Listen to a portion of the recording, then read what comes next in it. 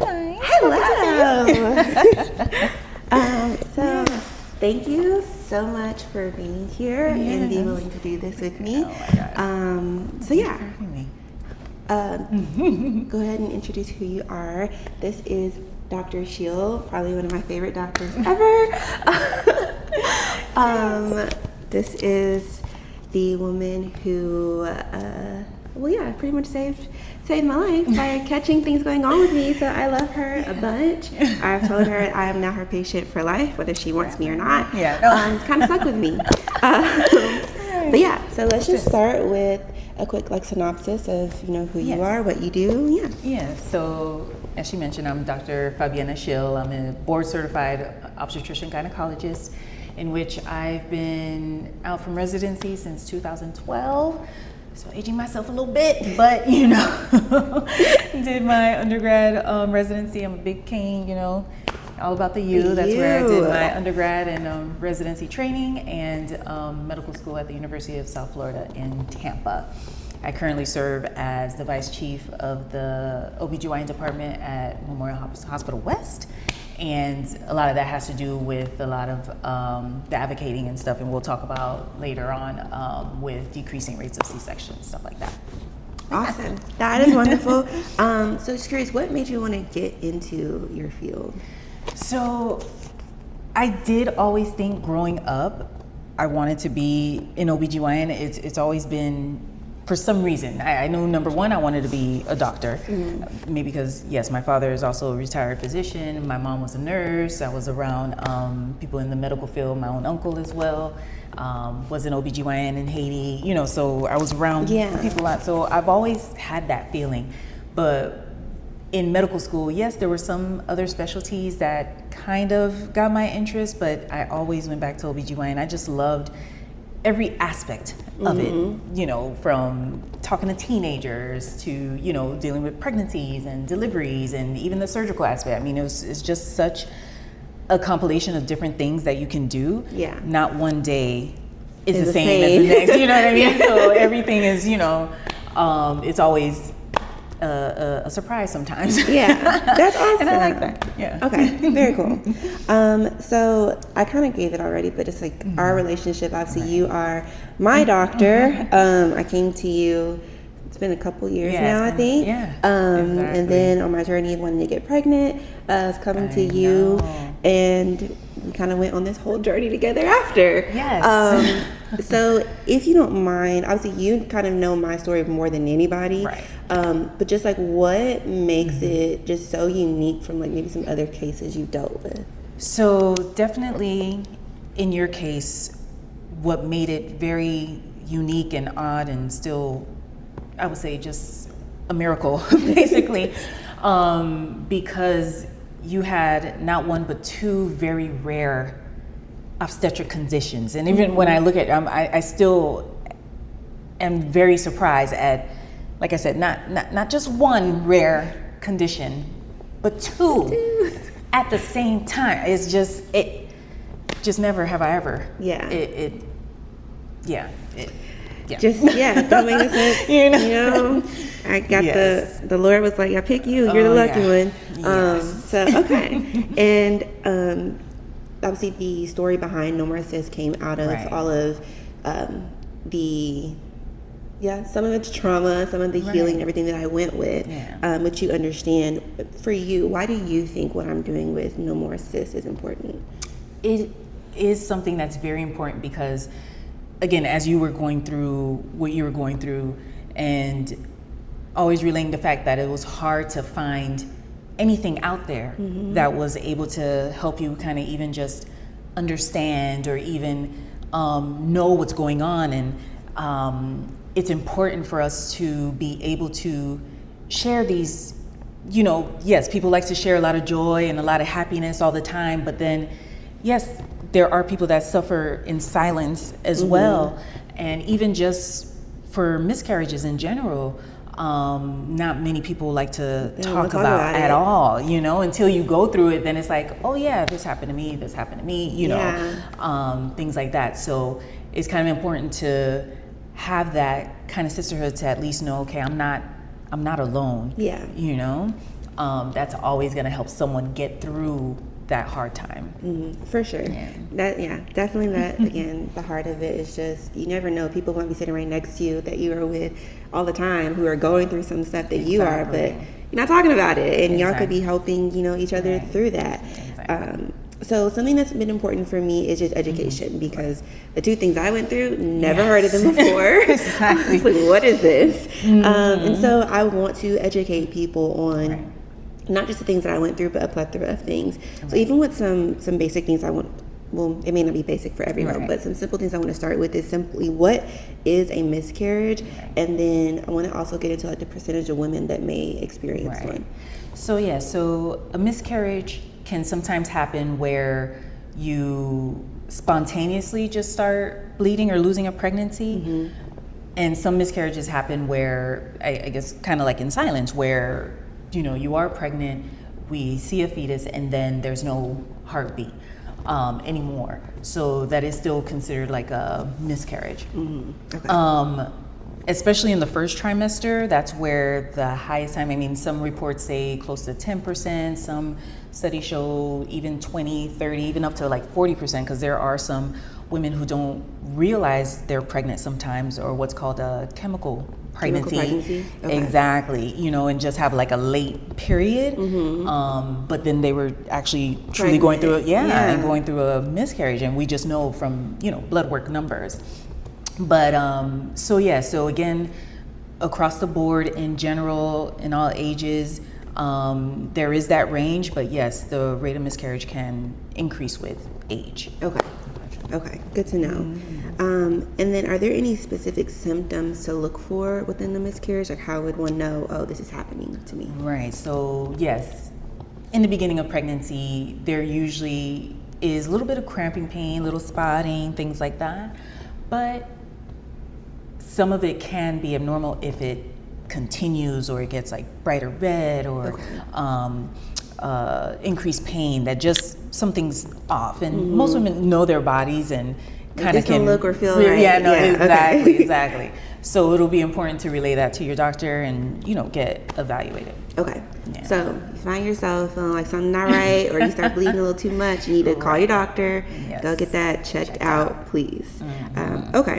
And then I want to get into something a little more specific to my story.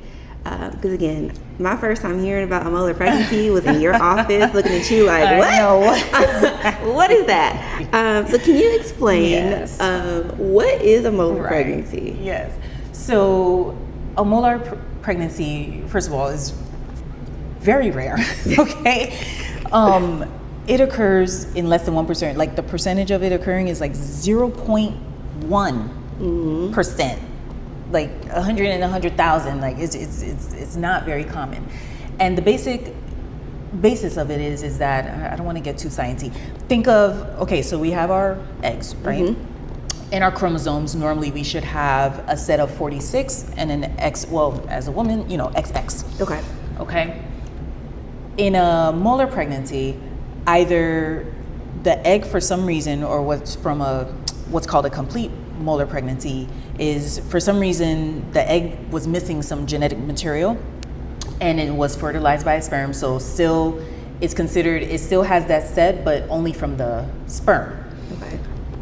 What's a partial molar, in your case, that's what you had, is when you have a normal ovary, but for some reason it got fertilized by two sperms.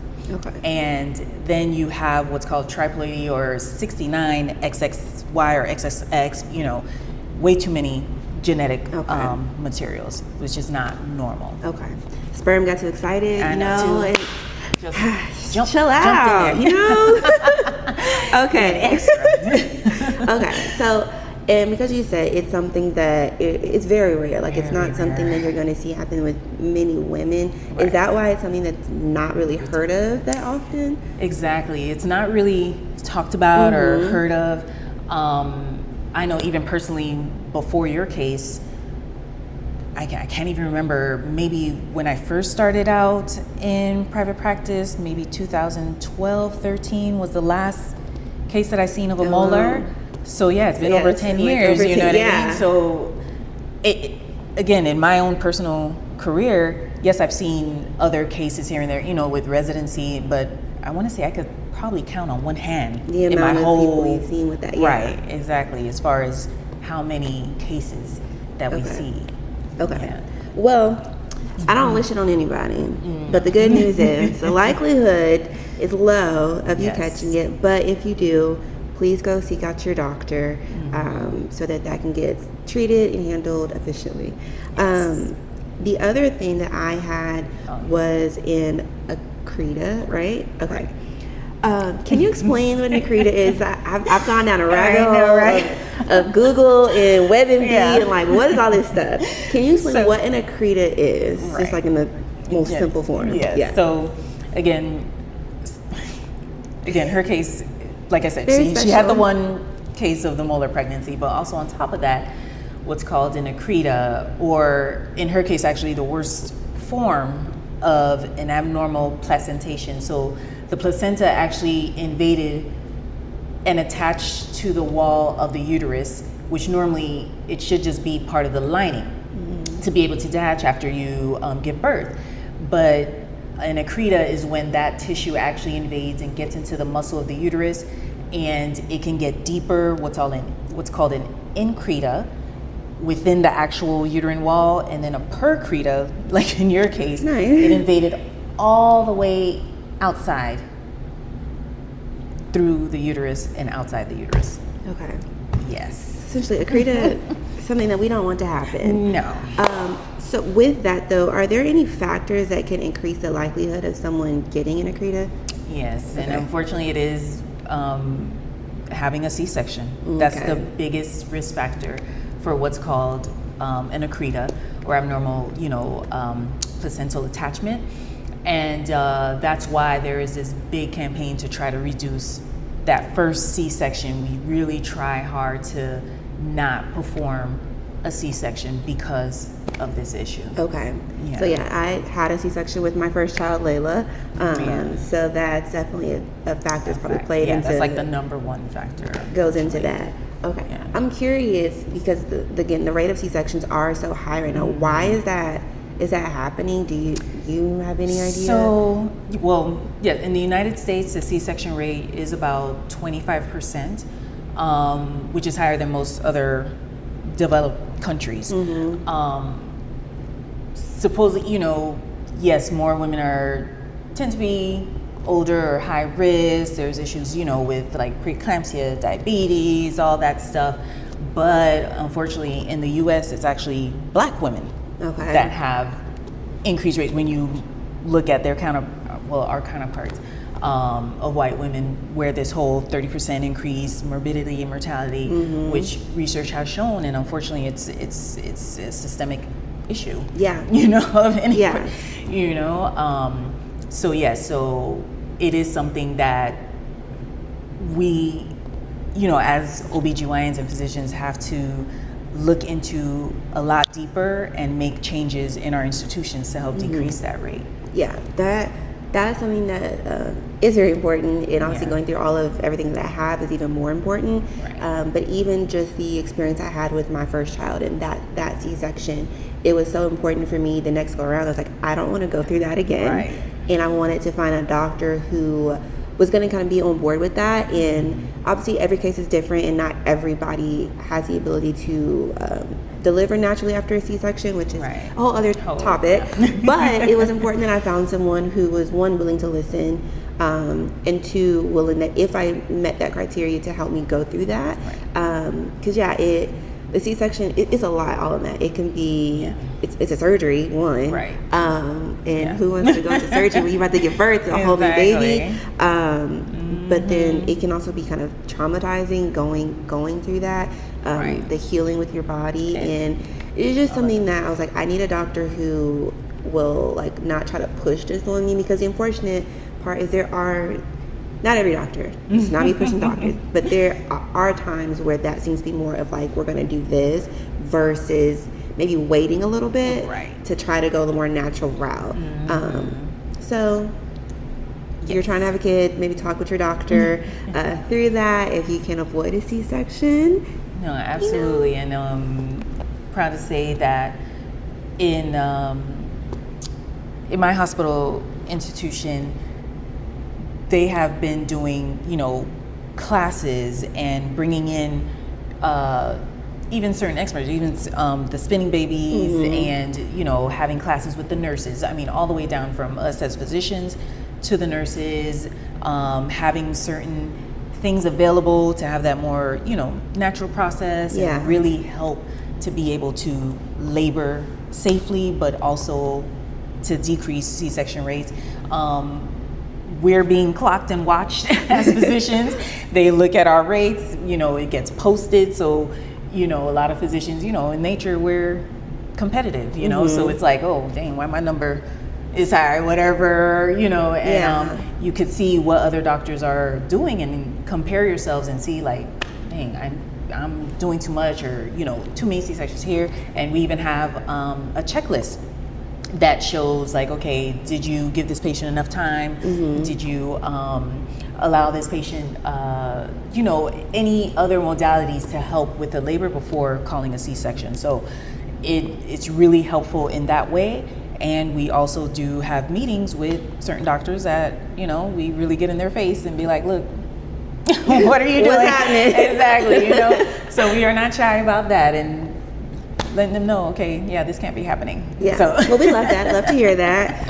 Is there something we can do as patients where we want to advocate maybe for ourselves more? Because I know, like for me going in as my first child, I didn't know a lot, versus now I'd probably speak up more and be like, hey, I think I want to wait a little bit longer. So is that something that patients can do, that they would say, hey? No, absolutely. Okay, good. Absolutely. And that's another thing too, is patients, especially, talk to your nurses as well. You could always have the doctor leave, and be like, okay, let me think about it, what I mean? And talk to your family, even, like I said, get the opinion of the nurses. The nurses are there on the floor and know more, and really can have that time to talk to you and help guide. As long as baby's fine, normally, yes, we can give you the time. Give you some more time. We ain't gotta rush through it. Okay. So that's good to know. Definitely very important to try to get that rate of the C-sections down, and especially amongst us Black women. Yes. That's why it was so important for me to find you. Right.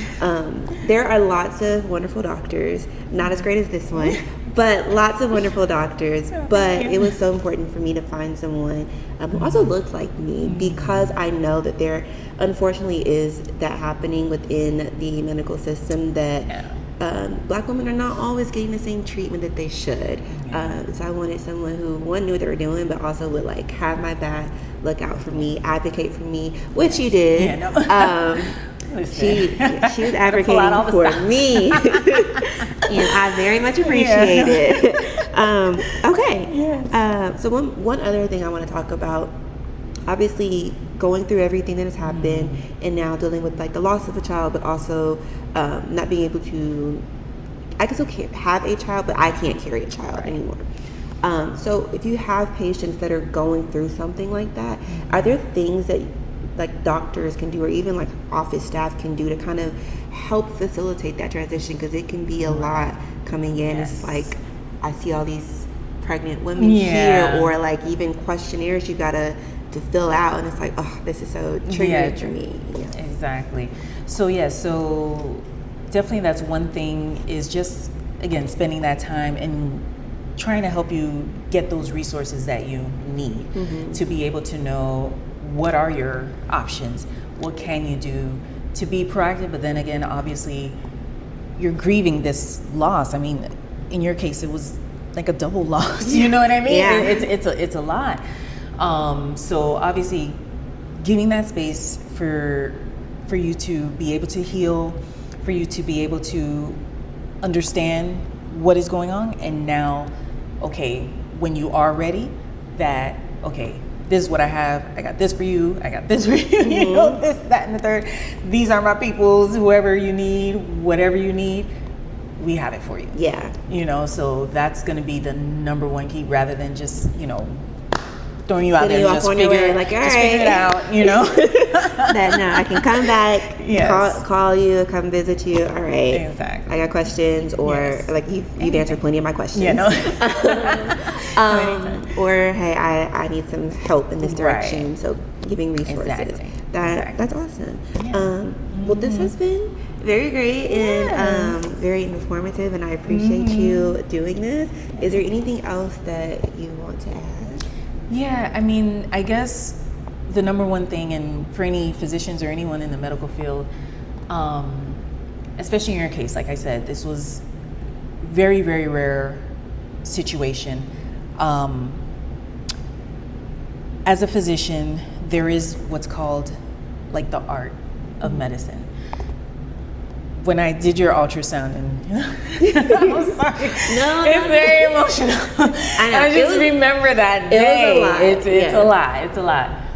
I remember that day, and internally, my heart sunk for you. I was trying, I didn't give away initially what was happening, but I knew in my head, I was like, oh, this is not good. Just because of how a few weeks ago, everything, seemed fine, or anything, but then from 2 weeks, from 2 weeks, literally 2 weeks. And it's like, wait, what? And everything looked so different.